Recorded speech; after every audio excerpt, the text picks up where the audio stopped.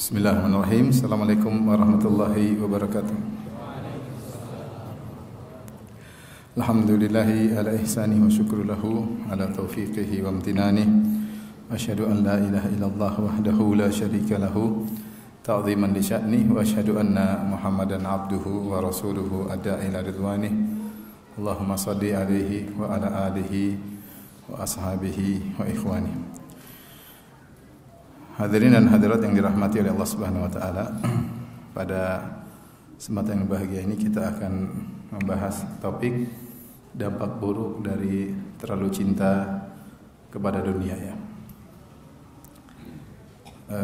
Tentunya kita tahu bahwasanya kita diciptakan oleh Allah Subhanahu wa taala untuk beribadah kepadanya.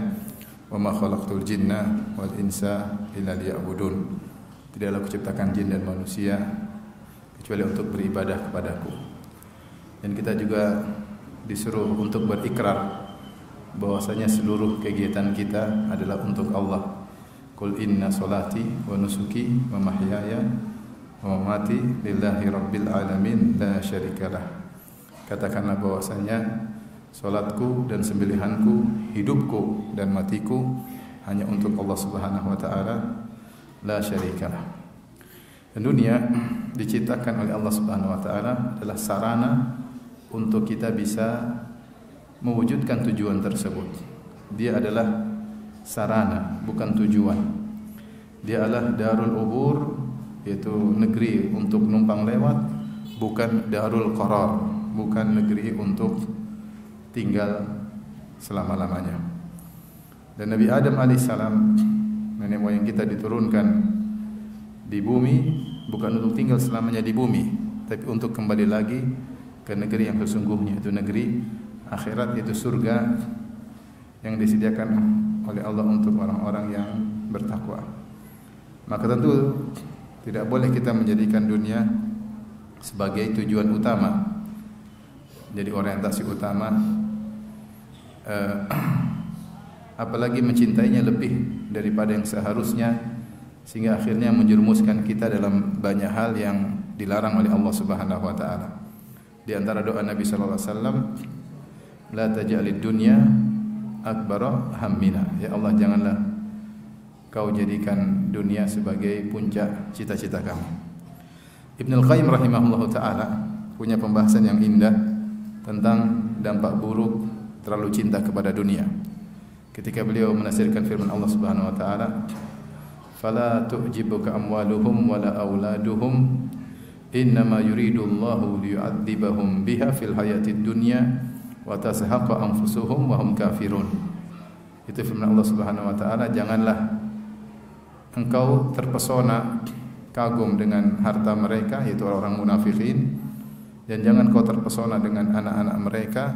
Innama yuridullahu liyu'adzibahum biha, sungguhnya Allah ingin menyiksa mereka, orang-orang munafik tersebut, dengan harta dan anak-anak mereka. Ya, wa tazhaqu anfusuhum, dan kemudian dicabut nyawa mereka, wa hum kafirun, dan mereka dalam kondisi kafir. Maka beliau menyebutkan ada 7 dampak buruk dari cinta kepada dunia.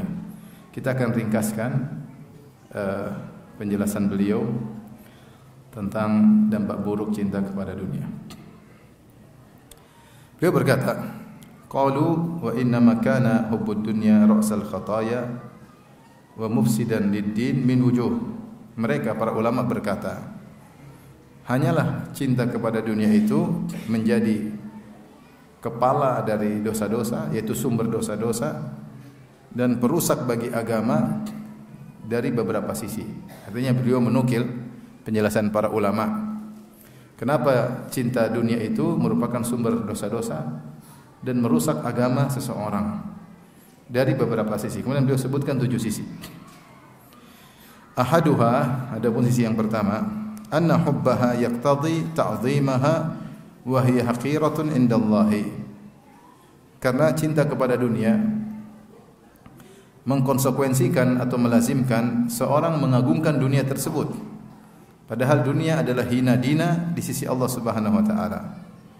Wa min akbaridz dzunub, dan di antara dosa paling besar adalah ta'zimu ma haqqarallah, yaitu adalah mengagungkan apa yang dihinakan oleh Allah Subhanahu wa taala. Jadi kata dia, ini dampak buruk pertama. Seorang ketika cinta dunia, dia mengagungkan sesuatu yang dihinakan oleh Allah Subhanahu wa taala. Dan dalil-dalil tentang hinanya dunia terlalu banyak. Artinya jangan sampai dunia dijadikan tujuan. Dunia itu sebagaimana dijelaskan oleh banyak ulama seperti Ibnul Jauzi dalam Talbis Iblis, kemudian juga dijelaskan oleh Ibnu Rajab Al-Hambali dalam kitabnya Jamil Ulum wal Hikam. Dunia itu tidak terlaknat pada zatnya, tapi dia terlaknat dari bagaimana sikap manusia terhadap dunia tersebut. Siapa yang menjadikan dunia sebagai tujuan, maka terlaknatlah dunia tersebut. Namun jika dunia dijadikan sarana untuk akhirat, maka dia adalah perkara yang mulia. Makanya Ibnu Jauzi menyebutkan betapa kita butuh dunia untuk menjalankan akhirat, untuk menafkahi anak istri butuh dunia, untuk sholat di masjid butuh dunia, untuk membesarkan masjid ini juga butuh apa? Dunia. Untuk haji umrah juga butuh apa? Dunia. Nah, jadi masalah ketika dunia dijadikan tujuan. Jadi masalah ketika seorang mencintai dunia berlebih-lebihan, maka dunia yang dicintai berlebih-lebihan tersebut yang dijadikan tujuan adalah dunia yang sangat hina. Makanya Allah dalam hadis Rasulullah SAW berkata, "Lau kanatid dunya ta'dilu 'inda Allahi janaha ba'udah, ma saqa minha kafiran syarbata ma." Seandainya dunia itu senilai di sisi Allah dengan sayap seekor nyamuk, seandainya senilai, dia tidak senilai, dia lebih rendah daripada sayap seekor nyamuk. Seandainya dunia itu senilai dengan sayap seekor nyamuk, tentu Allah tidak akan memberikan kepada orang kafir seteguk air. Artinya orang kafir tidak berhak mendapat dunia, namun karena dunia itu hina, seandainya dunia itu bernilai, Allah tidak akan kasih sama orang kafir sama sekali. Bahkan seteguk air Allah tidak akan berikan kepada orang kafir. Namun kenapa Allah berikan kepada orang kafir? Bahkan Allah beri banyak, karena dunia itu tidak ada nilainya di sisi Allah Subhanahu wa taala. Ya. Tidak ada nilainya. Oleh karenanya ketika Rasulullah SAW melewati ada bangkai kambing yang cacat, maka Rasulullah SAW berkata kepada para sahabat, siapa yang suka di antara kalian dapatkan dijual atau membeli kambing ini dengan 1 dirham? Kata para sahabat, jangan 1 dirham, gratis pun kami tidak mau. Siapa yang mau dengan bangkai cacat lagi? Seandainya dia hidup pun kami tidak suka karena dia cacat. Apalagi sudah jadi bangkai. Maka Rasulullah SAW mengatakan, dunia lebih hina daripada bangkai kambing ini. Oleh karenanya terlalu banyak dalil yang menjelaskan bahwasanya dunia itu tidak ada nilainya di sisi Allah Subhanahu wa taala. Dan benar tidak ada nilainya dibandingkan dengan akhirat. Ya. Namun demikianlah manusia diuji oleh Allah Subhanahu wa taala dengan memiliki sifat cinta sama dunia, maka dia harus mengontrol cintanya tersebut. Kapan dia terlalu cinta kepada dunia, maka sehingga dia mengagungkan dunia tersebut, maka sungguhnya dia telah terjerumus dalam dosa, yaitu mengagungkan apa yang dihinakan oleh Allah Subhanahu wa taala. Maka ini adalah sisi pertama dari dampak buruk cinta sama dunia, mencintai apa yang dihinakan oleh Allah. Kalau apa yang dihinakan oleh Allah, harusnya kita juga ikut menghinakan. Apa yang direndahkan oleh Allah, harusnya kita pun selayaknya ikut merendahkan. Bukan sebaliknya, Allah hinakan malah kita agungkan. Baik. Yang kedua, dampak buruk dari cinta kepada dunia. Anna Allah la'anaha wa maqataha wa abghadaha illa ma kana lahu fiha wa man ahabba ma la'anahu Allah wa maqatahu wa abghadahu faqad ta'arrada lil fitnah wa maqtihi wa ghadabihi.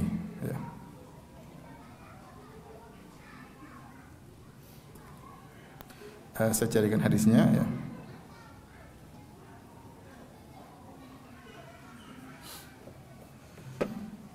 Dalam hadis ya, jadi Ibnu Qayyim berkata dalam hadis ini, dalam poin kedua ini, sungguhnya Allah telah melaknat dunia dan telah murka kepada dunia, dan Allah benci kepada dunia, kecuali segala perkara dunia yang karena Allah. Kecuali segala perkara dunia yang karena Allah. Semua yang bukan karena Allah dibenci oleh Allah Subhanahu wa taala. Maka siapa yang mencintai apa yang dilaknat oleh Allah dan dimurkai oleh Allah dan dibenci oleh Allah, maka dia telah memaparkan dirinya untuk terfitnah dan untuk dimurkai dan untuk dibenci oleh Allah Subhanahu wa taala. Ya, jadi Ibnu Qayyim mengatakan dunia dilaknat dan dibenci. Di antaranya dalam hadis ya Rasulullah SAW bersabda, "Ad-dunya mal'unatun." Dunia itu terlaknat. Mal'unun ma fiha.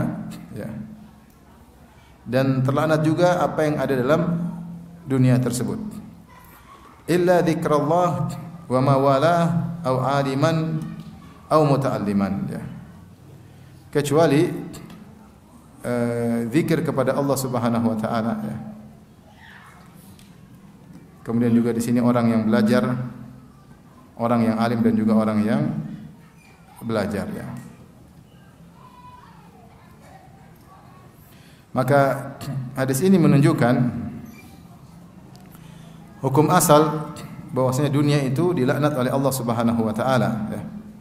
Kecuali yang di situ dunia tersebut ya dilakukan untuk Allah Subhanahu wa taala. Yang dimaksud dengan terlaknat yaitu menjauhkan seseorang dari rahmat Allah Subhanahu wa taala, jauhkan Allah dari kasih sayang Allah Subhanahu wa taala, dunia dan semua isinya. Kecuali yang dilakukan untuk Allah Subhanahu wa taala dan untuk zikir kepada Allah Subhanahu wa taala dan orang alim dan juga orang yang belajar, maka mereka itulah yang selamat dari laknat Allah Subhanahu wa taala.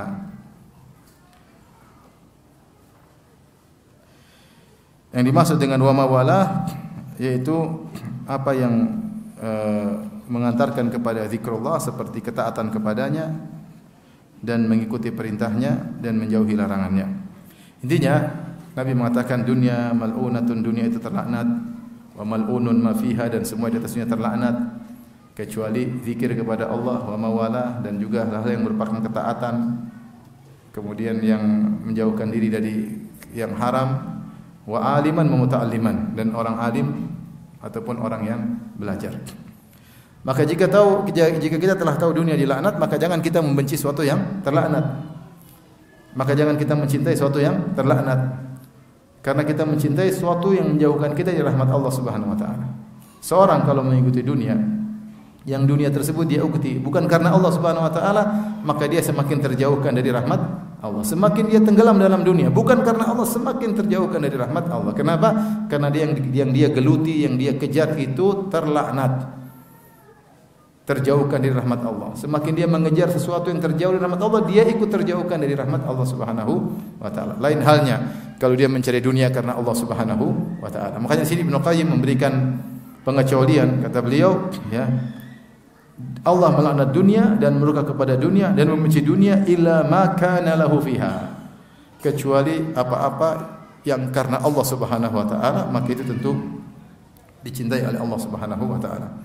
Maka agar kita keluar dari laknat terkait dengan dunia, maka niatkan dunia yang kita dapatkan karena Allah Subhanahu wa taala. Seperti kisah Amr bin As radhiyallahu taala anhu ketika Rasulullah SAW mengangkat dia menjadi seorang amir, pemimpin pasukan. Dia bermusuh Islam beberapa bulan, kemudian diangkat menjadi amir pasukan perang. Rasulullah mengatakan agar kau mendapatkan ghanimah. Maka dia bilang, ya Rasulullah, aku berperang bukan untuk mencari ghanimah. Maka Rasulullah SAW menjelaskan, wahai Amr bin As, ni'mal malu salih li rajulis salih. Sungguhnya sebaik-baik harta yang baik jika dimiliki oleh orang yang baik. Maksudnya apa? Nabi ingin Amr bin As mendapatkan ghanimah, dan itu harta. Kalau dia dapat harta, maka dia bisa gunakan untuk kebaikan-kebaikan. Karena kalau harta baik dimiliki oleh orang soleh, maka sangat bermanfaat. Maka siapa yang mencari dunia bukan karena Allah, dia hanya menjauhkan dirinya dari rahmat Allah. Dia menyebloskan dirinya dalam laknat Allah Subhanahu wa taala. Jalan keluar cuma satu, setiap dunia yang dia cari, dia niatkan karena Allah. Ada tujuan di balik ini. Saya kenapa capek-capek mengejar dunia? Karena saya ini semua karena Allah. Entah untuk sedekah, entah untuk nafkah anak istri, entah untuk membantu tetangga, entah untuk menyambung silaturahmi. Tapi kalau dia hanya mencari tidak karena Allah Subhanahu wa taala, maka dia terjauhkan dari rahmat Allah Subhanahu wa taala. Dalam satu hadis ada seorang pemuda yang melewati Nabi dan para sahabatnya. Dan yarawna lima lahu ma lahu min nasyatihi wa jaladihi. Para sahabat kagum, orang ini gesit kemudian kuat. Maka para sahabat berkata kepada Nabi, "Lau ja'ala dzalika fi sabilillah." Seandainya pemuda ini menggunakan kegesitannya dan kekuatannya untuk berjihad di jalan Allah Subhanahu wa taala. Jadi dia bilang sama Nabi, komentar, seandainya pemuda ini menggunakan kekuatannya dan kegesitannya karena Allah Subhanahu wa taala untuk jihad fi sabilillah. Maka Nabi sallallahu alaihi wasallam menimpali para sahabat. Nabi mengatakan, "In kana kharaja yas'a ala waladihi sigaran fa huwa fi sabilillah." Kalau dia ternyata keluar dengan niat untuk mencari nafkah, untuk menafkahi anak-anaknya masih kecil, sungguhnya dia sedang berjihad di jalan Allah Subhanahu wa taala. Artinya dia cari nafkah untuk Allah, untuk menjalankan perintah apa? Allah. Perhatikan, ini yang pertama. Kemudian Rasulullah SAW menyampaikan lagi, in kana kharaja yas'a ala abawaihi syaikhaini kabiraini, kalau ternyata dia mencari nafkah untuk mengayomi menafkahi kedua orang tuanya yang sudah tua, renta, fahuwa fi sabilillah, maka dia sedang berjihad di jalan Allah Subhanahu wa taala. In kana kharaja yas'a, kalau dia keluar mencari dunia untuk apa? Ala nafsihi liyu'iffahu, dia untuk menafkahi dirinya agar menjaga dirinya, tidak minta-minta kepada orang lain, tidak menghinakan dirinya di hadapan orang lain, untuk menjaga harga dirinya, fahuwa fi sabilillah, maka dia sedang berjihad di jalan Allah Subhanahu wa taala. Kemudian Rasulullah SAW menyebutkan kemungkinan keempat yang salah. In kana kharaja yas'a riya'an aw mufakharatan fahuwa fi sabilis syaitan. Kalau dia keluar cari harta untuk riya, untuk pamer-pamer, untuk bangga-banggaan, maka dia jalan syaitan. Kenapa? Karena dia semakin terlaknat. Seorang kalau ngumpulin hartanya untuk gagah-gagahan, untuk kaya-kayaan, untuk pamer-pameran, ini semua menjauhkan dia dari rahmat Allah Subhanahu wa taala. Karena dunia terlaknat, dunia mal'unatun mal'unun ma fiha illa dzikrullah wa mawala wa aliman muta'alliman. Dunia terlaknat semua di atasnya, kecuali zikir kepada Allah dan apa yang menyertai zikir tersebut seperti ketaatan dan orang alim dan orang yang belajar. Maka inilah hakikat dunia yang kita kejar-kejar. Kalau kita cari dunia bukan karena Allah, kita sedang menjerumuskan diri dalam suatu yang dilaknat oleh Allah Subhanahu wa taala. Ini sisi kedua. Sisi ketiga,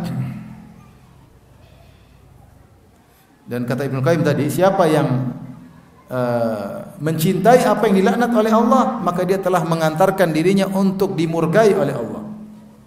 Untuk dimurkai. Kenapa? Allah benci dia, Allah laknat dia suka. Allah laknat dia malah kejar-kejar.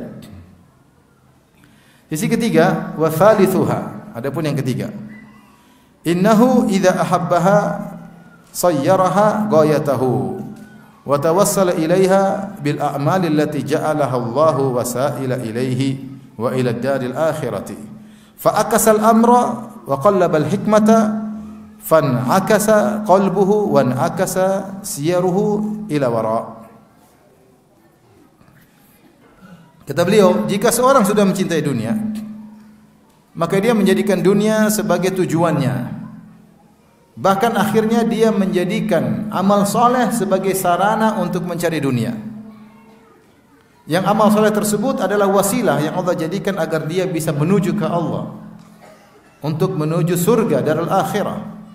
Namun dia membalikkan perkara, dia memberikan hikmah, maka terbaliklah hatinya, maka jadilah dia mundur ke belakang. Harusnya aturannya dunia kita jadikan untuk bisa beramal soleh, kan begitu. Dengan dunia kita umrah, dengan dunia kita haji, dengan dunia kita sedekah, dengan dunia kita bisa menafkahi anak istri, dengan dunia kita bisa bangun masjid, dengan dunia bisa bikin pondok, dengan dunia kita bisa bantu tetangga, bisa dunia kita bisa mengayomi anak yatim, dengan dunia kita bisa mengayomi janda, janda tua, janda muda kita ayomi. Perlu apa? Duit. Sekarang sebaliknya, justru amal soleh dia jadikan untuk dunia. Tidaklah dia dakwah kecuali mencari dunia, tidaklah dia haji kecuali mencari dunia, tidaklah dia jadi muadzin kecuali mencari dunia, tidaklah jadi imam kecuali mencari dunia. Dibalik sama dia. Ini kalau dunia sudah menjadi tujuannya. Perkaranya mengerikan. Allah telah mengingatkan model manusia seperti dalam Al-Quran. Kata Allah Subhanahu Wa Taala, "Man kana yuridul hayatad dunya wa zinataha, nuwaffi ilaihim a'malahum fiha wa hum fiha la yubkhasun. Ulaika alladhina laysa lahum fil akhirati illa an-nar wa habita ma sana'u fiha wa batilum ma kanu ya'malun." Kata Allah Subhanahu Wa Taala, siapa yang ingin kehidupan dunia dan perhiasannya, itu siapa yang tujuannya dunia dan perhiasannya, nuwaffi ilaihim a'malahum fiha, maka kami akan penuhi amalannya, balasannya di dunia tersebut. Wa hum fiha la yubkhasun, dan balasan tersebut di akhirat, ya, di dunia tidak akan dikurangi. Allah kasih. Kau cari dunia dengan amal soleh, Allah kasih. Ulaika alladzina laisa lahum fil akhirati illa an-nar. Mereka inilah orang-orang yang di dunia tidak mendapatkan kecuali neraka. Wa habita ma sana'u fiha, dan apa yang mereka amal soleh mereka kerjakan hilang semuanya. Wa batilu ma kanu ya'malun, maka sia-sia apa yang telah mereka kerjakan. Mereka beramal soleh namun tidak ada nilainya semua karena tujuannya apa? Duniawi murni. Seperti seorang bersedekah, niatnya murni supaya pahalanya, supaya rezekinya bertambah. Murni, dia enggak ada pikir dunia. Dia pikir saya sedekah supaya bertambah-tambah. Itu jadi pikiran saya, sedekah sekian nanti jadi sekian, sedekah sekian jadi sekian. Itu yang pikirannya. Murni dunia.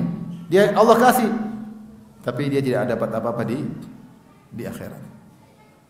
Kemudian juga Allah berfirman, "Man kana yuridul ajilata ajjalna lahu fiha ma nasha'u liman nurid, tsumma ja'alna lahu jahannama yaslaha madhmuman madhura." Siapa yang ingin ganjaran yang disegerakan, maksudnya dunia, ajjalna lahu fiha ma nasha'u liman nurid, maka kami segerakan ganjaran tersebut di dunia bagi yang kami kehendaki.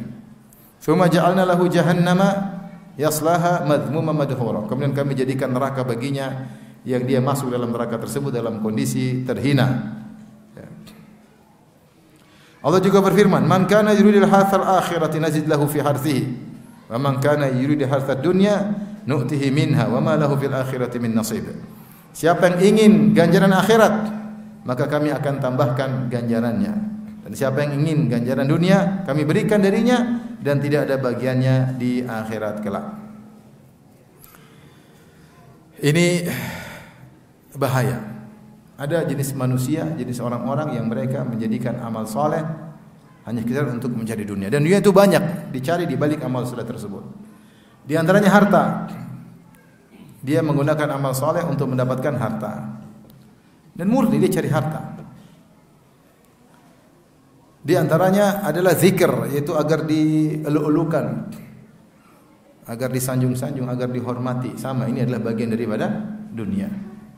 Seperti ketika Nabi SAW ditanya oleh Hatim At-Ta'i radhiyallahu anhu, Adi bin Hatim radhiyallahu anhu, Adi bin Hatim At-Ta'i, dia masuk Islam, kemudian dia tanya tentang bapaknya Hatim At-Ta'i yang terkenal sangat dermawan. Maka dia berkata, "Ya Rasulullah, bagaimana ayahku? Kana yasilur rahim, kana yat'imu ta'am, kana. Wahai Rasulullah, bagaimana ayahku dahulu? Dulu terkenal suka menyambung silaturahmi, memuliakan tamu, membagi-bagikan makanan. Bagaimana tentang ayahku tersebut? Bagaimana amalnya?" Apa kata Nabi SAW?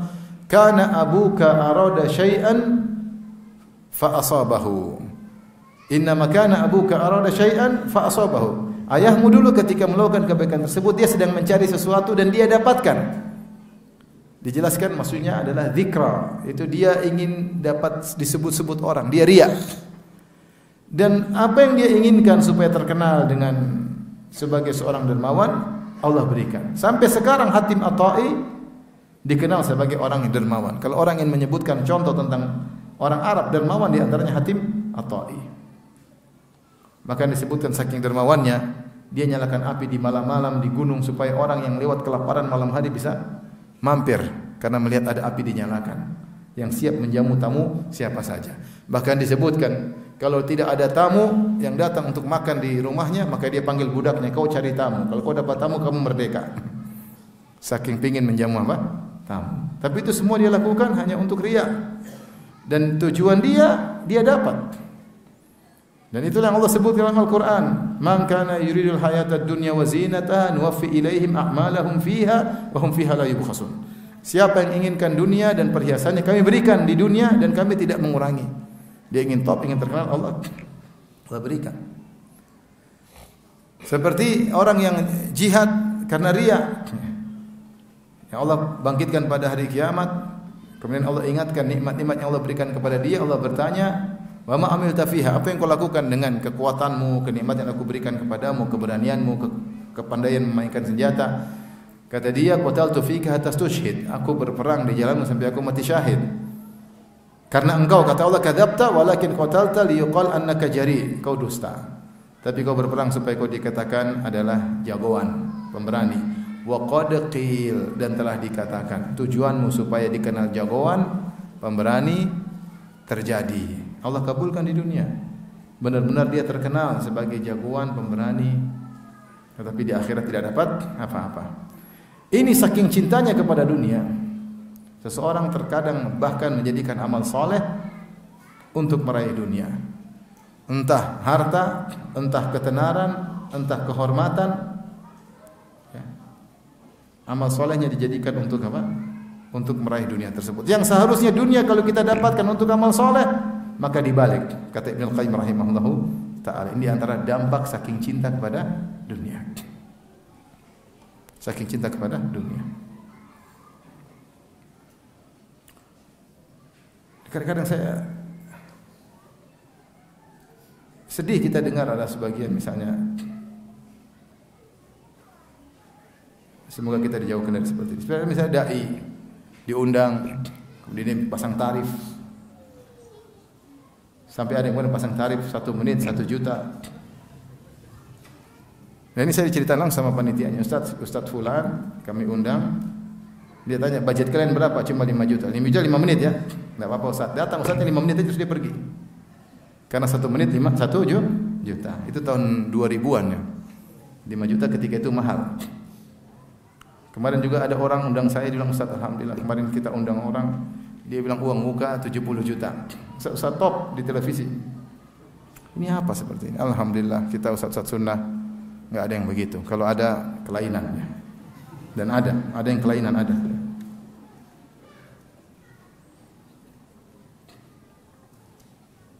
Jangan sampai kita menjadikan ketenaran kita, ya, pandainya orasi kita sebagai sarana untuk mencari apa? Dunia. Dan ini adalah terlalu cinta sama dunia. Amal soleh yang seharusnya kita buang dunia ke situ, malah kita sekarang amal soleh untuk meraih apa? Dunia. Semoga Allah melindungi para dai dari yang seperti ini. Taib. Tetapi seandainya seorang ya, dia bersedekah misalnya, kemudian dia menginginkan dunia tapi bukan itu yang utama, ini hanyalah sebagai sarana untuk dia bisa melanjutkan amal solehnya, maka tidak mengapa. Ya, karena Rasulullah SAW misalnya mengatakan siapa yang bersedekah, kami akan tambahkan mana qasad sadaqatan min ma. Kata Nabi, sedekah tidak mengurangi harta. Jika seorang bersedekah, niat utamanya adalah akhirat. Tetapi dalam hatinya juga pingin hartanya berkah, bertambah, tidak mengapa. Yang jelas keberkahan tersebut untuk akhirat, bukan untuk apa? Untuk dunia semata. Maka ini tidak jadi masalah. Seorang yang kemudian jadi imam, jadi muadzin, dia dapat harta untuk melanjutkan agar dia bisa menjalankan ibadah kepada Allah, bisa mengayomi anak istrinya sehingga dia bisa menjalankan tugasnya sebagai imam, sebagai muadzin dengan baik, tidak mengapa. Karena dunia bukan orientasinya. Dia orientasinya akhirat. Cuma realistis bahwasanya dia butuh biaya untuk bisa menjalankan kehidupan keluarganya, maka sebenarnya tidak jadi masalah. Jangan sampai dunia menjadi orientasinya. Baik. Ini tadi yang keberapa? Yang ketiga. Sekarang yang keempat. Warabi'uha. Yang keempat. Anna mahabbataha ta'taridu bainal 'abdi wa baina fi'li ma ya'udu 'alaihi naf'uhu fil akhirah. Cintanya terhadap dunia menjadikan dia terhalang dari melakukan aktivitas-aktivitas yang bermanfaat bagi dia di akhirat kelak. Yaitu aktivitas-aktivitas ukhrawi yang bisa mendatangkan pahala yang bermanfaat bagi dia di akhirat. Karena saking cinta sama dunia dia terhalangi dari hal tersebut. Listighali anhu bimahbubihi, karena dia sibuk dengan dunia sehingga tidak sempat melakukan aktivitas-aktivitas akhirat yang bermanfaat tersebut. Wan nasu hahuna maratib. Kata Ibnu Qayyim, manusia dalam hal ini, dalam dampak buruk nomor 4 ini bertingkat-tingkat. Faminhum man yushghiluhu mahbubuhu anil iman wa syara'ihi. Di antaranya orang-orang ada yang sibuk dengan dunianya sehingga tidak beriman, tidak mempelajari syariat-syariat Allah. Ada orang tidak mau. Sibuk dengan dunia, tidak sempat belajar agama. Terlalu cinta sama dunia, tidak belajar agama. Wa minhum, seperti apa? Seperti Heraklius. Heraklius dia tahu tentang kebenaran Nabi Muhammad sallallahu alaihi wasallam. Ketika dia panggil Abu Sufyan untuk menjelaskan tentang Nabi Muhammad sallallahu alaihi wasallam, Abu Sufyan jelaskan. Diinterogasi oleh Heraklius, diinterview. Begini jelasan dia. Nabi Muhammad cirinya begini. Maka Heraklius berkata, jika apa yang kau katakan itu benar, fasaya meliku mawdi'a qadamayya hataini. Dia akan menguasai singgasanaku ini, tempat kedua kakiku ini. Subhanallah, Heraklius tahu kebenaran Nabi sallallahu alaihi wasallam.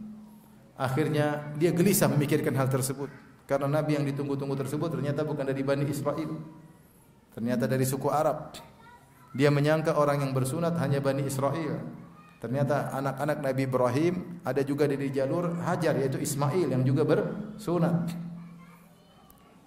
Akhirnya dia kumpulkan anak buahnya, dia tutup istananya. Kemudian dia berkata, bagaimana kalau aku tawarkan kepada kalian keselamatan dengan mengikuti Nabi yang baru ini? Akhirnya rakyatnya pun kemudian gelisah, meronta-ronta, mau keluar, mau lari. Akhirnya dia tidak ingin jabatannya hilang. Dia ketika itu adalah Raja Romawi. Maka dia berkata, tenang, saya cuma coba iman kalian. Saya ingin tahu kekokohan iman kalian. Akhirnya dia lebih mendahulukan singgasananya daripada beriman kepada Nabi Muhammad sallallahu alaihi wasallam. Padahal ketika Nabi sallallahu alaihi wasallam kirim surat kepadanya, Nabi mengatakan kepada Heraklius, Aslim taslam yu'tikallahu ajrain. Masuklah Islam engkau akan selamat. Dan Allah akan berikan kepada engkau 2 pahala, itu pahalamu sebagai Nasrani dan pahalamu lagi sebagai seorang muslim kalau kau masuk Islam. Kemudian Nabi berkata, fa in tawallait, kalau kau berpaling tidak mau beriman, fa inna ma 'alaika itsmul arisiyin, maka kau akan menanggung dosa rakyatmu. Nabi sudah ingatkan, kau akan menanggung dosa rakyatmu. Oleh karenanya di antara dampak ketakutan Heraklius ketika Nabi SAW memimpin pasukan dalam perang Tabuk, Rasulullah SAW berjalan dengan 30.000 pasukan sampai di Tabuk, jarak tempuh sekitar 700 kilo, 750 kilo dengan 30.000 pasukan. Sementara pasukan Romawi bisa sampai ratusan ribu, bisa mungkin juta. Tapi ternyata Nabi tunggu 20 hari, mereka tidak muncul, mereka takut. Kenapa? Bisa jadi Heraklius takut. Karena dia tahu dia akan berperang melawan Nabi. Takut. Tapi dia tetap memilih kekafiran karena dunia. Jabatan itu indah, manis. Semua orang hormat, semua orang tunduk. Maka iman jadi korbannya. Ibnu Qayyim mengatakan manusia dalam hal ini bertingkat-tingkat. Yang pertama adalah orang-orang yang sibuk dengan dunianya sehingga tidak sempat untuk beriman kepada Allah dan tidak belajar syariat-syariatnya. Ini yang paling parah. Dunia membuatnya tidak beriman. Seperti Heraklius. Yang kedua, tingkatan kedua, minhum man yushghiluhu 'anil wajibat allati tajibu 'alaihi lillah wa li khalqihi fala yaqumu biha zahiran wala batinan. Ada orang yang sibuk dengan dunia sehingga lalai melaksanakan kewajiban-kewajiban. Kewajiban yang terkait dengan hak Allah dan kewajiban yang terkait dengan hak manusia lain. Sibuk cari dunia, tidak sempat silaturahmi sama orang tua. Sibuk cari dunia, tidak sempat sholat mungkin, saking cari cinta sama dunia. Tidak sempat berbakti sama orang tua. Tidak sempat mengurusi anak istri. Tidak sempat mendidik anak istri, padahal didik anak istri hukumnya wajib. Tidak sempat. Kenapa? Saking cinta sama dunia. Sibuk sama dunia.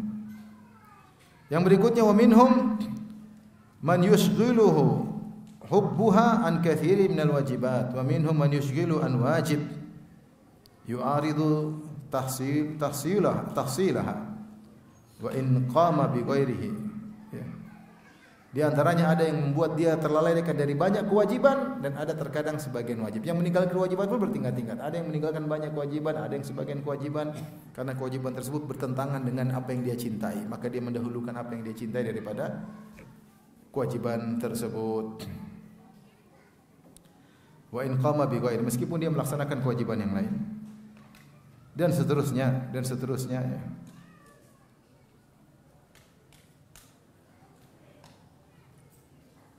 Sampai beliau mengatakan yang semakin rendah. Wa minhum man yushghilu an ubudiyyati qalbihi fil wajib wa tafrighihi lillahi inda ada'ihi fayu'addihi zahiran la batinan. Di antaranya saking cinta sama dunia, kalaupun dia melaksanakan yang wajib, mungkin dia salat tapi hatinya ke dunia. Ini yang paling rendah. Ada yang meninggalkan kewajiban, ada yang meninggalkan banyak kewajiban. Ada yang meninggalkan sebagian kewajiban, ada yang meninggalkan satu kewajiban. Ada yang melaksanakan kewajiban tapi hatinya kosong. Kenapa? Kosong dari iman. Ketika dia sedang beribadah, hatinya mikir apa? Dunia. Ini saking cintanya sama dunia. Salat subuh, Allahu Akbar, dia sudah mikir nanti jam 8 rapat sama siapa, kemudian siang ketemu siapa, jangan lupa nanti pada asar ambil ini, kemudian tahu-tahu Assalamualaikum warahmatullahi wabarakatuh, sudah selesai. Pikiran dia tenggelam dengan rencana hari ini ketika dia takbir Ratul Ihram salat subuh. Tahu-tahu imam sudah apa? Assalamualaikum warahmatullahi wabarakatuh. Ini diantara karena dampak cinta sama dunia. Ini yang paling ringan.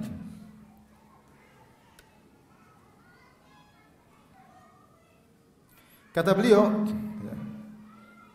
wa aqallu darajati hubbiha an yushghal an sa'adatin atau an yushghil an sa'adatil abdi wa huwa tafrighul qalbi li hubbillahi wa lisanihi li dzikrihi wa jam'i qalbi ala lisanihi wa jam' lisani wa qalbi ala rabbih fa ishquha wa mahabbatuha tadurru bil akhirah wala bud. Kata beliau, paling minim derajat orang yang cinta sama dunia, paling minimal dia menjauhkan dia atau menyibukkan dia dari membuat seorang hamba hilang dari kebahagiaan yang hakiki. Apa itu kebahagiaan hakiki? Yaitu fokus hati untuk mencintai Allah. Dia tidak pernah fokuskan hati bagaimana saya mencintai Allah, bagaimana saya berkhulwat dengan Allah, bagaimana saya baca ayat-ayat Allah, enggak sempat ya. Bagaimana saya mempelajari asma'ullahul husna agar saya mencintai sama Allah, bagaimana saya berlazat salat malam, hilang semua. Kenapa? Hatinya dunia isinya. Ini paling derajat paling rendah bagi orang yang cinta sama dunia. Kemudian juga apa? Walisanihi li dzikrihi, membuat dia tidak sempat berzikir kepada Allah. Dan juga tidak sempat untuk memfokuskan hatinya ketika berzikir kepada Allah. Hati dan lisannya sinkron ketika berzikir. Kadang dia berzikir hatinya pikir dunia. Tidak sinkron antara lisan dengan hatinya. Maka kata beliau, maka cinta sama dunia, rindu sama dunia memberi mudarat kepada akhirat, dan pasti tidak mungkin tidak. Kama anna mahabbatal akhirat tadurru bid dunya, sebagaimana cinta kepada akhirat pasti memberi mudarat kepada dunia. Artinya kalau kamu cinta sama akhirat pasti ada dunia yang kau korbankan, pasti enggak mungkin. Kalau kau cinta sama dunia pasti ada akhirat yang kau korbankan, enggak mungkin bisa bergabung. Wa fi hadzal hadithi qad ruwiya marfu'an man ahabba dunyahu adarra bi akhiratihi. Telah diriwayatkan hadis secara marfu', siapa yang cinta dunianya maka akan beri mudarat kepada akhiratnya. Wa man ahabba akhiratahu adarra bi dunyahu, siapa yang cinta kepada akhirat maka dunianya akan dapat mudarat. Fa athiru ma yabqa ala ma yafna, maka dahulukanlah yang kekal daripada yang akan sirna. Kalau harus berlawanan maka dahulukan akhirat. Tapi itu dampak buruk yang keempat. Sekarang yang keberapa? Kelima. Wa khamisuha anna mahabbataha taj'aluha aktsara hammil abdi. Cinta sama dunia menjadikan itu yang selalu di benak seorang hamba. Dunia, dunia, dunia, dunia, dunia. Itu yang terjadi pada orang. Mana-mana ketemu dunia, ketemu dunia, ngomong dunia, ngomong dunia, ngomong dunia. Dan subhanallah, Syekh Ibn Utsaimin rahimahullah, yang beliau wafat sekitar tahun 2000 atau 99. Dalam satu klip video beliau berkata, sekarang orang sudah sibuk dengan dunia, sampai jangankan orang umum, bahkan para penuntut ilmu bicara tentang dunia. Apalagi zaman sekarang dunia dibuka oleh Allah bagi para dai, pada sebagian dai. Maka yang seharusnya mengingatkan orang kepada akhirat malah mengingatkan masyarakat sama dunia. Malah bergaya dengan kehidupannya, pamer-pamer kekayaannya. Dai tapi pamer apa? Kekayaannya. Dai tapi pamer dengan kehidupan mewahnya. Ini dai bukan mengingatkan orang kepada akhirat, tapi dai memacu orang untuk kejar apa? Dunia. Sampai jadi bahan pembicaraan di antara penuntut ilmu, kata Syekh Muhammad bin Utsaimin, tahun sekitar 2000 atau kurang daripada itu. Sekarang 23 tahun kemudian, sekarang apalagi. Sehingga orang yang kalau sudah pikirannya dia bicara dunia ini gini, ini, nah, bukan bicara gimana dakwah, gimana ini. Gimana ini? Bicara dunia, terus bicara tentang dunia. Dan orang yang menjadikan dunia sebagai kecintaannya, maka menjadikan dia selalu terfokus kepada dunia tersebut. Waqad rawa Tirmidzi min hadits Anas bin Malik radhiyallahu anhu qala. Imam Tirmidzi telah meriwayatkan dari Anas bin Malik di mana Anas berkata radhiyallahu anhu, qala Rasulullah sallallahu alaihi wasallam bersabda, "Man kanatil akhiratu akbaru hammihi." Siapa yang akhirat merupakan puncak orientasinya, ja'alallahu ghinahu fi qalbihi, maka Allah akan menjadikan kekayaannya pada hatinya. Dia pikirannya akhirat terus. Maka Allah bikin dia qanaah, Allah bikin dia berkecukupan. Wa jama'a lahu syamlahu, dan Allah menghimpun perkara-perkaranya. Mungkin dia banyak urusan sana, tapi Allah mudahkan dihimpun sehingga mudah dia selesaikan satu demi satu. Wa atathu dunya wa hiya raghimah, dan dunia akan tetap datang kepadanya dalam kondisi terpaksa, maghura. Dia sudah takdirnya dia akan dapat dunia sebagaimana yang sudah ditakdirkan oleh Allah untuknya. Wa man kanatid dunya akbaru hammihi, sebaliknya siapa yang dunia adalah puncak orientasinya, ja'alallahu faqrahu baina ainaihi, maka Allah buat kemiskinan terus di depan matanya, kurang melulu, tidak pernah puas, pengin ini, terus enggak pernah berhenti. Wa farraqa alaihi syamlahu, Allah cerai-beraikan urusannya banyak enggak selesai, urus ini enggak selesai. Karena dia ngurus dunia melulu. Urusan istrinya enggak selesai, anaknya enggak selesai, orang tuanya enggak selesai, kakaknya enggak selesai, adiknya enggak selesai. Walam ya'tihi minad dunya illa ma qaddara lahu, dan tidak datang dunia kepadanya kecuali yang telah ditakdirkan padanya. Artinya dia mau kerja sampai mampus pun dunia segitu-segitu aja, sesuai dengan Allah takdirkan. Makanya di antara dampak buruk dunia, hidup menjadi selalu kurang dan kurang. Ya. Kurang dan benar, ya. Sehingga apa kata Nabi sallallahu alaihi wasallam? "Law kana li ibni Adam wadiyani min dhahab labtagha thalithan, fala yamla'u jawfa ibni Adam ila turab."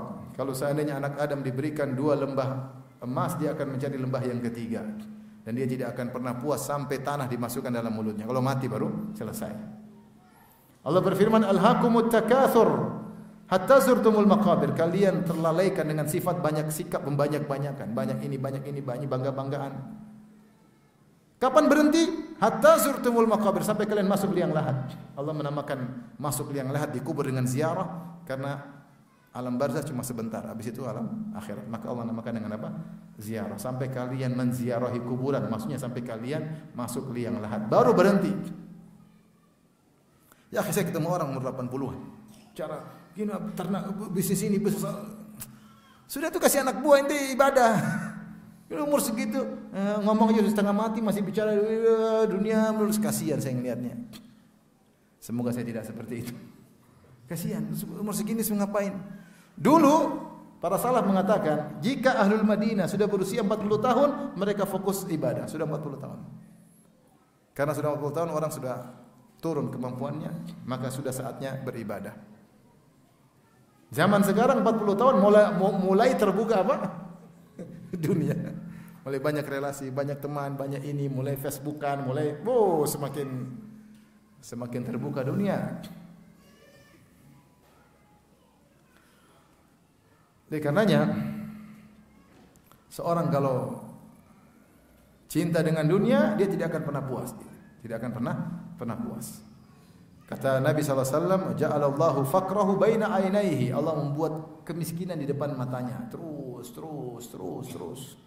Sampai tua pun dia masih terus tidak pernah berhenti. Dia lupa sebentar lagi akan dipanggil oleh Allah Subhanahu wa taala. Lupa kalau sudah tua. Dan urusannya tercerai-berai. Dia tidak pernah merasa puas, dan ketidakpuasan adalah ketidakbahagiaan. Ya. Kapan orang bahagia? Kalau dia puas. Kalau dia qanaah, kapan dia bahagia? Ketika nerima, dia malah dia bahagia. Kalau tidak nerima, enggak akan bahagia. Taib yang keberapa sekarang?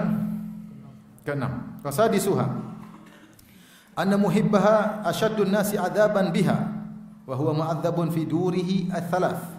Yu'adzabu fid dunya bi tahsiliha was-sa'yi fiha wa munaza'ati ahliha wa fi daril barzakh bi fawatiha wal hasrati 'alayha wa kaunihi qad hila bainahu wa bain mahbubihi ala wajhin la yarju ijtama'ahu bihi abadan wa lam yahsul lahu hunaka mahbubun yu'awwidhuhu anhu fa hadha ashaddu an-nasi 'adzaban fi qabrihi yu'malul hammu wal ghammu wal hazan wal hasratu fi ruhihi ma ta'malu ad-daydanu wa hawamul ardi fi jismihi kama qala Imam Ahmad, dan seterusnya. Kata Ibnu Qayyim rahimahullah taala, sungguhnya pecinta dunia adalah orang yang paling teradab dengan dunia tersebut. Dunia yang dia cinta itu mengadab dia. Kok bisa mengadab dia? Itulah tadi Allah berfirman dalam surat At-Taubah, fala tu'jibuka amwaluhum wala auladuhum innama yuridullahu liyu'adzibahum biha fil hayatid dunya. Jangan kau terpesona dengan harta mereka, orang munafikin, apalagi orang kafir. Jangan terpesona dengan anak mereka. Sungguhnya Allah ingin mengadab mereka dengan harta mereka di dunia. Allah adab di dunia. Ya. Bagaimana cara Allah mengadab mereka dengan harta mereka? Ibnu Qayyim menjelaskan, orang yang paling teradab dengan dunia adalah pecinta dunia. Wa huwa mu'adzabun fi durihi tsalath. Dia diadab di 3 alam. Alam dunia, alam barzakh, sama alam akhirat. Alam dunia bagaimana? Teradab dengan sibuk mengejarnya, mencarinya. Mungkin merebut harta dari orang lain, bersaing dengan orang lain. Pusing kalau ada saingan, takut hartanya hilang. Bagaimana menjaganya? Pusing. Mikir terus. Si miskin jam 9 malam sudah tidur, dia jam 12 masih sibuk.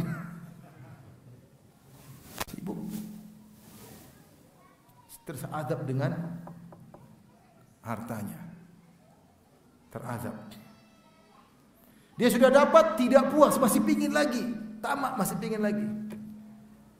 Sudah dapat cita-citanya, belum puas, pingin lagi yang lain, tidak pernah puas. Kalau sudah dapat, takut hilang, bagaimana? Muncul ada orang punya usaha baru, aduh, ini saingan kita harus begini. Setengah mati, terazab. Diazab dengan hartanya.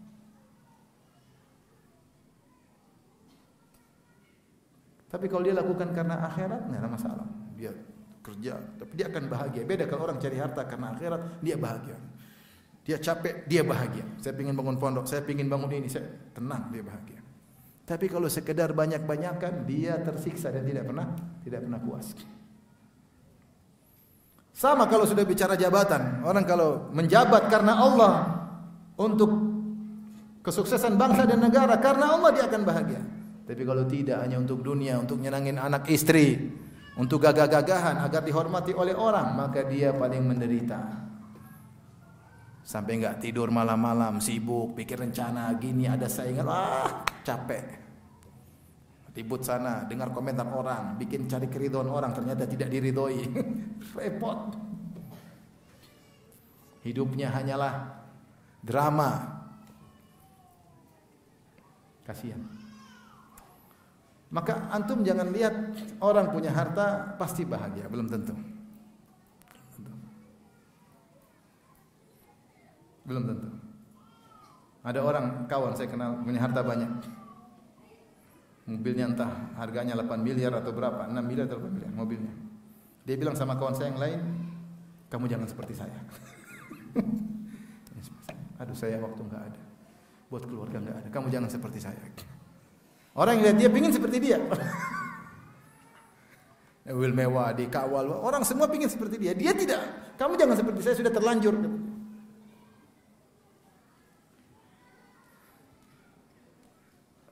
Makanya jangan kita hanya lihat kenikmatan yang dia miliki, kita lihat apa yang Allah ambil dari dia.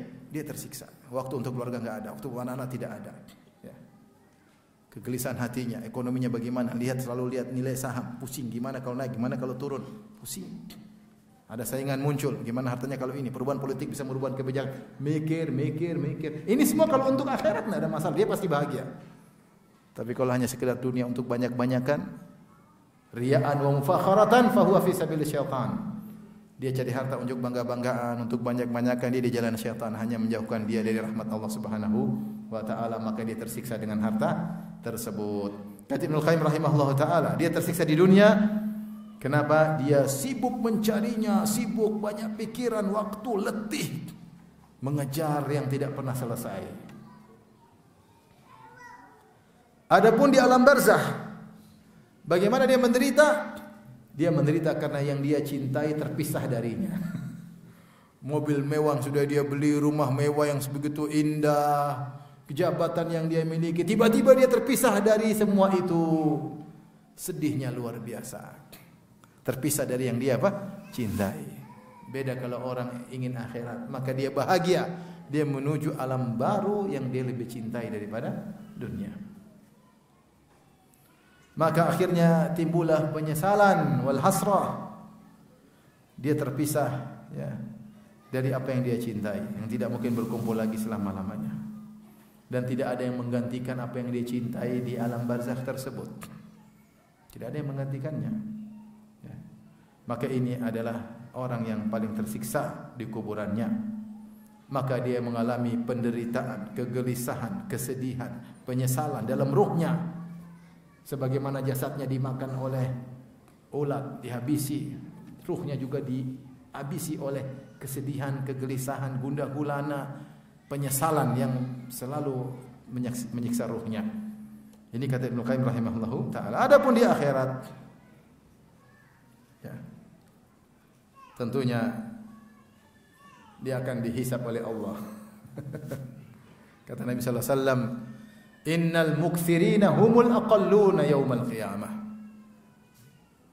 Sungguhnya orang-orang yang punya harta yang banyak, mereka adalah orang-orang yang sedikit pahalanya pada hari kiamat kelak. Kenapa harta terlalu banyak? Kalau bukan karena Allah, kecuali orang yang sedekah sana, sedekah sini, sedekah sana, sedekah sini, kata Nabi sallallahu alaihi wasallam.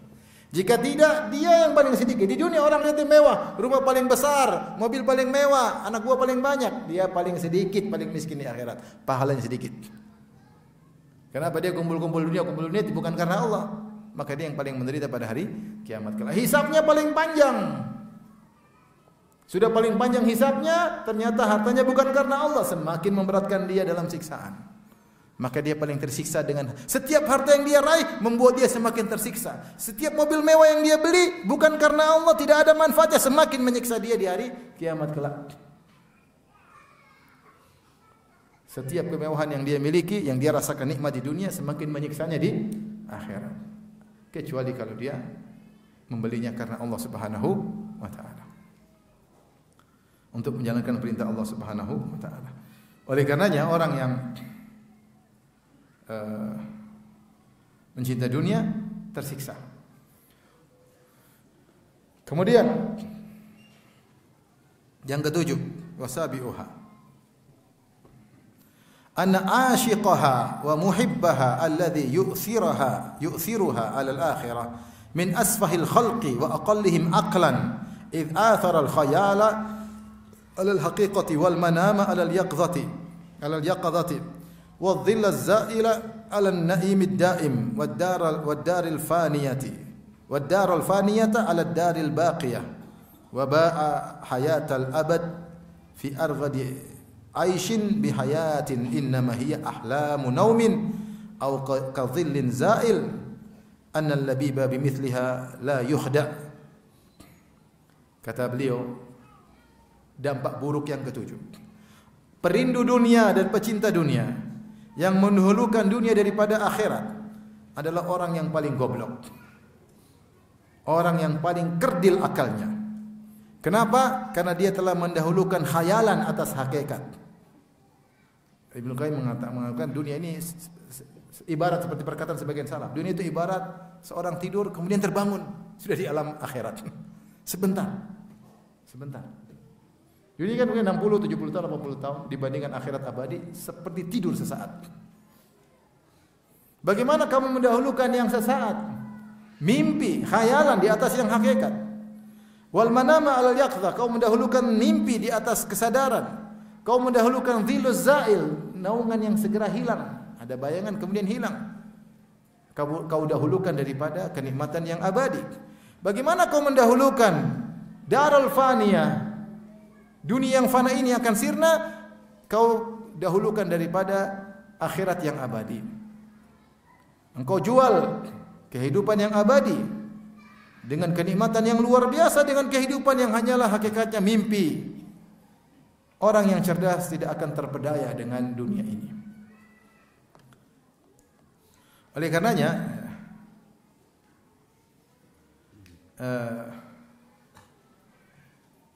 orang melakukan maksiat disebut orang jahil. Allah berfirman, "Innamat taubatu 'ala Allahi lil ladzina ya'maluna as-su'a bi jahalatin tsumma yatubuna min qarib. Fa ulaika yatubullahu 'alaihim." Kata Allah, sungguhnya taubat itu hanya bagi orang-orang yang melakukan kemaksiatan dengan kejahilan. Maksudnya kemaksiatan dengan kejahilan maksudnya setiap pelaku maksiat orang jahil, pasti bodoh. Makanya ketika Nabi Yusuf digoda oleh para wanita Mesir, maka beliau berdoa kepada Allah, ya Allah jauhkan aku dari godaan mereka.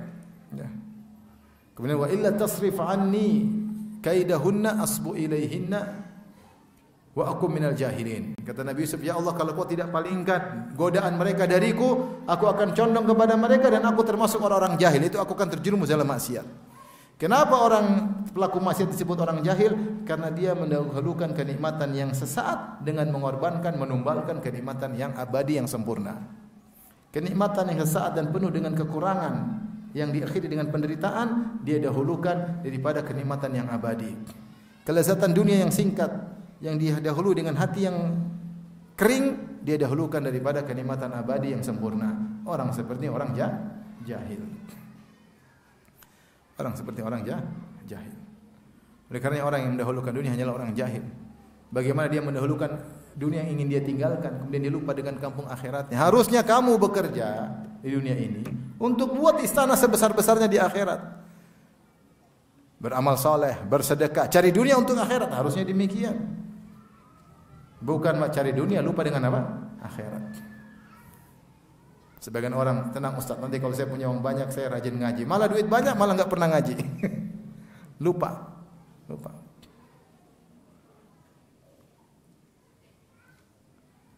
Mungkin saya tambahkan yang terakhir,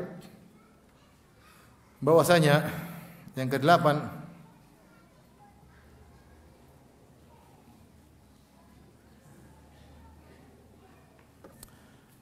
orang yang mencinta dunia bisa sampai pada derajat menyembah dunia. Jadilah dunia yang mengaturnya, bukan dia yang mengatur dunia. Dia merasa dia pemilik dunia, ternyata dia jadi budak dunia. Dia merasa dia ngatur dunia, dia punya duit banyak, dia bisa enak ngatur dunia. Ternyata kenyataannya dunia yang ngatur dia. Dunia yang ngatur dia. Dunia bilang kamu begini, dia kerjakan. Ribut sama kakakmu, dia ribut. Ribut sama orang temu, ribut. Tinggalkan sholat, dia tinggalkan sholat. Ini haram lakukan supaya kau dapat saya. Akhirnya dia merasa memiliki dunia. Untuk mengatur dunia ternyata dia diatur oleh apa? Dunia. Kata Nabi SAW, Ta'isa Abdul Dinar, Ta'isa Abdul Dirham, Ta'isa Abdul Khamisah, Ta'isa Abdul Khamilah. Ya. Tersungkur dan terjatuh hamba dinar. Tersungkur dan terjatuh hamba dirham. Tersungkur dan terjatuh hamba kain-kain yang indah, yang orientasinya hanyalah keindahan penampilan. Ta'isa wan takasa, tersungkur di atas wajah atau terbalik di atas kepalanya. Rasulullah mengatakan, menamakan mereka dengan hamba dinar, hamba dirham. Kenapa? Karena mereka sangat tunduk kepada harta. Apapun yang harta bilang, mereka kerjakan. Haram, harta bilang tanda tangan. Yang penting kamu dapat saya, tanda tangan. Harta bilang ribut sama kakakmu, ribut. Yang penting kamu, saya akan bersamamu. Cari dunia, yang penting ribut sama kakak, enggak peduli.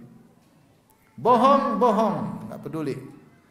Yang penting apa? Dapat dunia. Jadilah dia diatur oleh dunia. Benarlah dia hamba dunia. Dia merasa dia menguasai dunia. Untuk ngatur dunia, ternyata dia yang disetir oleh apa? Dunia. Dan Allah, Nabi mengatakan, ta'isa, celaka. Dan orang seperti ini hanyalah celaka dan pasti menderita. Karena Rasulullah mengatakan tersungkur dan terjatuh. Namanya tersungkur, terjatuh. Sakit atau tidak? Sakitlah. Dia pasti tersiksa. Demikian saja. Subhanakallah bihamdika asyhadu an la ilaha illa anta astaghfiruka wa atubu ilaik. Assalamualaikum warahmatullahi wabarakatuh.